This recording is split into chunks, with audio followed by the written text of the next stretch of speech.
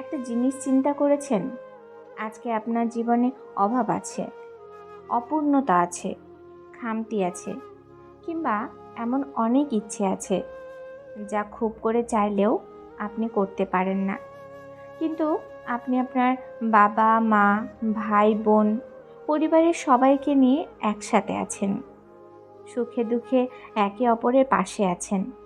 কোনো রকম আটপৌরে একটা জীবন কেটে যাচ্ছে, কিন্তু আপনার প্রিয় মানুষগুলো আপনার সাথে আছে। একটা সময় এই সুন্দর মুহূর্তগুলো স্মৃতি হয়ে যাবে। বাবা মা বৃদ্ধ হয়ে যাবে, এখনকার মতো সুস্থ স্বাভাবিকভাবে পথ চলতে পারবে না।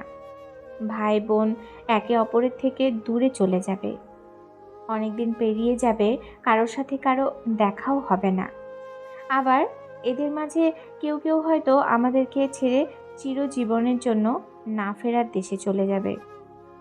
এক সময় হয়তো আপনার অবস্থা পরিবর্তন হবে, ক্যারিয়ারে ভালো কিছু করবেন। সেদিন হয়তো আপনার কোনো অভাব থাকবে না, চাইলে অনেক কিছু করতে পারবেন, যা ইচ্ছে কিনতে পারবেন, যা ইচ্ছে খেতে পারবেন। জীবনে সচ্ছলতা আসবে, কিন্তু আজকের মতো সবাই মিলে হই হুল্লোড় করে একসাথে কাটানোর দিনগুলো শেষ হয়ে যাবে। এই সময়টা আর থাকবে না। সময় যাচ্ছে, একটু একটু করে বড় হয়ে উঠছি, আর পরিবারের সবার সাথে কাটানো হাস্যোজ্জ্বল এক একটা দিন চলে যাচ্ছে। পরিবারের সবার সাথে কাটানো এই সুন্দর মুহূর্তগুলো একসময় স্মৃতি হয়ে যাবে। এটা ভাবতেই বুকের ভেতরটা দুমড়ে মুচড়ে ওঠে, চোখ আবছা হয়ে আসে। অথচ এটাই প্রকৃতির চিরন্তন নিয়ম। তখন ভাবি, টাকা পয়সা, অর্থ সম্পদ কিচ্ছু লাগবে না। অভাব দৈন্যতার সাথেও শুধু এই মানুষগুলো আমাদের সঙ্গে সারা জীবন থেকে যাক, তাহলেই হবে। আমাদের আর কিচ্ছু লাগবে না, কিচ্ছু না। এটাই সবচেয়ে পরম আনন্দের এবং অপরিমেয় সুখের। আমি যখন বারবার কল করে ভালোবাসি ভালোবাসি বলতাম, তুমি বলতে অতিভক্তি চোরের লক্ষণ। তাই আমি অতিরিক্ত কথা বলা বন্ধ করলাম। আমি যখন কথা বলতে চাইতাম, সময় দিতে বলতাম, তুমি বলতে সময়ের দাম দিতে শেখো। তাই আবেগ কন্ট্রোল করে সময়ের দাম দিতে শিখে নিলাম।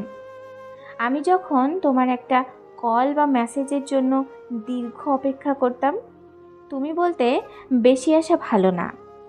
তাই আমি আশা করা ছেড়ে দিয়ে অপেক্ষা করতে ভুলে গেলাম। আমি যখন তোমাকে নিয়ে খারাপ স্বপ্ন দেখে সবার আগে ফোন করে তোমার খোঁজ নিতাম, তুমি ঠিক আছো কি না। তুমি বলতে পাগলামিটা একটু কমাও। নিজেকে তাই সুস্থ মস্তিষ্কের মানুষ হিসেবে গড়ে তুললাম। আমি যখন না খেয়ে অপেক্ষা করতাম এটা জানার জন্য তুমি খেয়েছো কি না, তুমি বলতে এত ন্যাকামি ভাল লাগে না।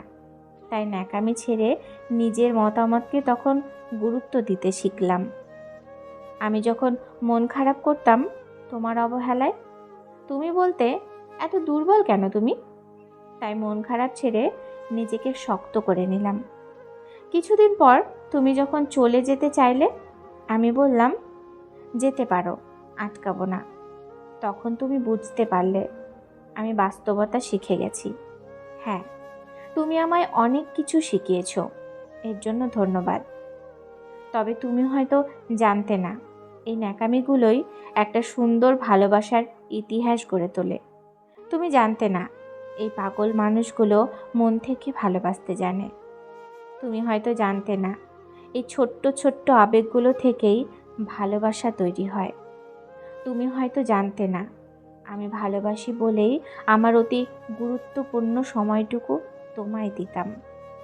আজ আমিও একটা জিনিস তোমাকে শেখালাম, সময় থাকতে মূল্য দিতে শেখো। কারণ অতিরিক্ত অভিমান নিয়ে যারা হারিয়ে যায় তারা কখনোই ফিরে আসে না। ভিডিওটি এই পর্যন্তই। যদি ভিডিওটি ভালো লাগে লাইক কমেন্ট করুন, আর চ্যানেলটি সাবস্ক্রাইব করে বেল আইকন বাজিয়ে দিন। ধন্যবাদ।